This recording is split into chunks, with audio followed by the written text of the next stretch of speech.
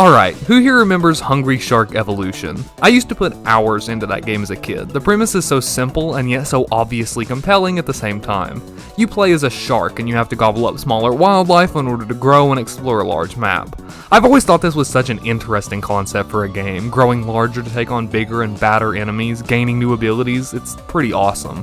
That's why I was so excited to learn about the existence of Maneater, the game that had the audacity to ask the question, what if we did Hungry Shark Evolution, but 3D? I was pretty much completely sold on this game the second I heard about it, although it probably helped a little that the first time it was brought to my attention happened to be when I was receiving it for free through PlayStation Plus. Does Maneater do its concept justice? Let's find out. Maneater is an open-world action RPG in which you play as a bull shark, inhabitant of the fictional port Clovis. You have but a single goal: revenge. Your life's mission is to hunt down a man known as Scaly Pete, a renowned shark hunter who took out your mother, leaving you scarred and him handless. If you want to stand a chance though, you'll need to be bigger.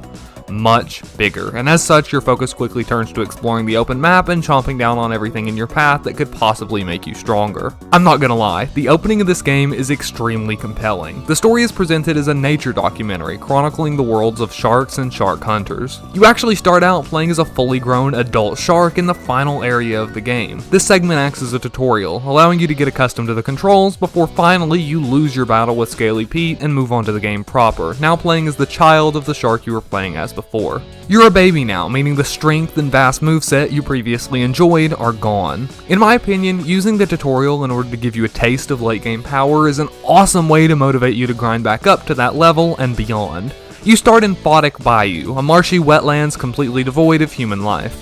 It's here you'll really start to get the hang of things, and probably encounter some of the first enemies you won't be quite ready to take on. You'll soon discover a grotto, a completely safe area you can retreat to at any time to upgrade your shark, which also doubles as a fast travel location. In order to get stronger, you'll need to level up, which you can do by voraciously eating anything and everything that moves. The first few levels come fast, allowing you to immediately feel more powerful, and before long, you'll leave the bayou to discover your first people. If you really want to reach your full potential though, you'll need to equip some body evolutions. These are awesome mutations that allow you to boost various stats as well as unlock entirely new abilities. Getting your hands on these are easier said than done, however, requiring you to take out well-known shark hunters. There are 10 of these in total that you'll work your way through over the course of the game. Attacking humans will result in a response by squads of hunter boats. Taking these out will earn you infamy points, and earning enough infamy points will increase your infamy rank, calling out one of the renowned hunters for you to fight. These battle sequences can be a lot of fun, and I think they show off best just how tight and enjoyable Maneater is to control.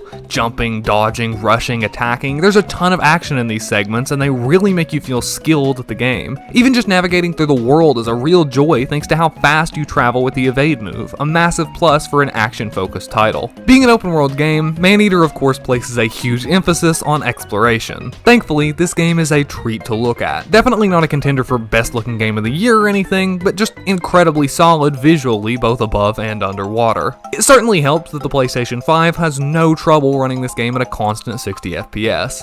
Maneater is definitely best played on either a high-end PC or next-gen console. While the One X is said to be able to run the game at a fairly consistent 30 FPS, it seems like the PS4 Pro struggles to maintain even that, turning into a jet engine in the process. Yeah, I break into a cold sweat thinking about trying to run this thing on the original Xbox One VCR. Either way though, the open world is both expansive and interesting, offering a wide selection of areas for you to explore. Some of the more notable locations include the bayou we started out in, the open ocean of the Gulf, Caviar Key and its SeaWorld area. Each section of the map has its own unique feel and identity, while still coming together and feeling like a part of a cohesive world. In addition to various story-related missions, each zone will also have a number of population control missions. These basically just consist of you eating a bunch of a specific animal in order to decrease the food supply in the area and draw out the apex, the strongest predator that zone has to offer. Killing apexes is the other main way to unlock evolutions, so keep an eye out for these objectives. There are also a number of collectibles for you to gather in each of these zones. There are nutrients caches, chests full of nutrients that you can use to upgrade some of your evolutions,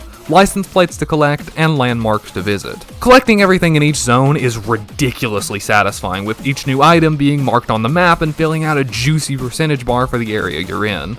It definitely wouldn't be as great though if the map system wasn't so incredibly robust. You're easily able to mark any point on the map for quick navigation, but more importantly, you can mark specific mission objectives or even individual items. You have access to a sonar system to help you locate some of the trickier objects, and using it in conjunction with the waypoint system is a really enjoyable and well-designed way to discover everything. As you grow and evolve, you'll start to feel seriously powerful. The enemy levels scale very nicely, so you can still have a bit of a challenge while at the same time feeling ridiculously overpowered. Special evolutions give you new abilities, like allowing you to deal damage with your evade move, one of the most useful skills in the game in my opinion. The progression does exactly what it sets out to do, make you feel like an absolute beast, tearing through everything in sight. And that's why I found the conclusion of the story to be so offensive. Quick warning, I'm pretty much about to spoil the entire story of this game, so if you want to go in for a blind playthrough, go ahead and skip to the timestamp on screen here.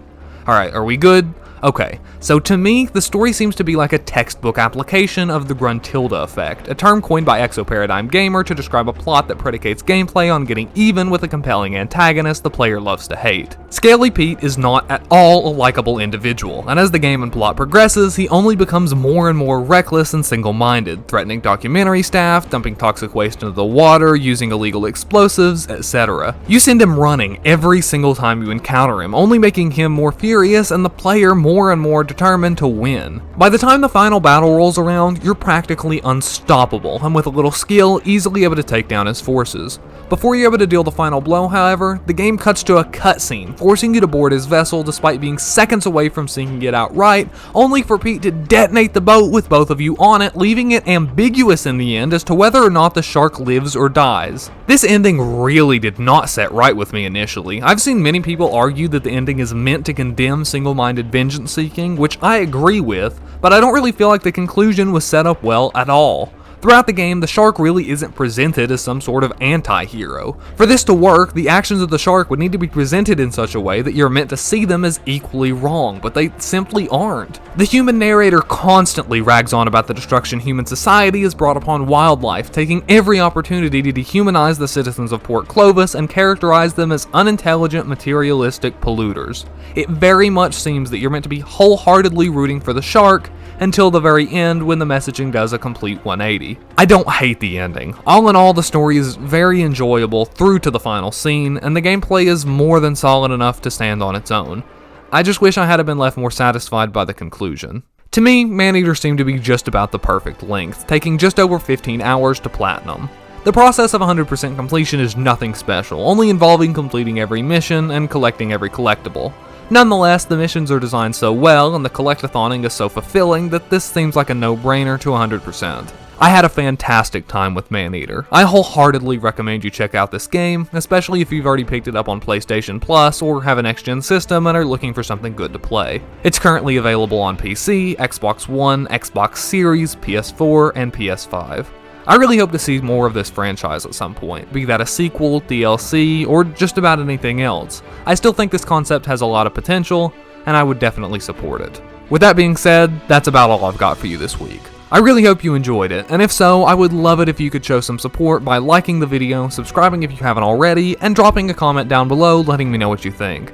I'd like to thank everybody for being understanding of my break last week. I was able to take the opportunity to revise my workflow, and I'm really excited to get back into the swing of things now more efficiently than ever. If you'd like to keep updated on any developments, I suggest heading down to the description below and following me on any of my social media. If anything ever comes up, you'll hear it there first. The description is also where you'll find all of the music used in this video.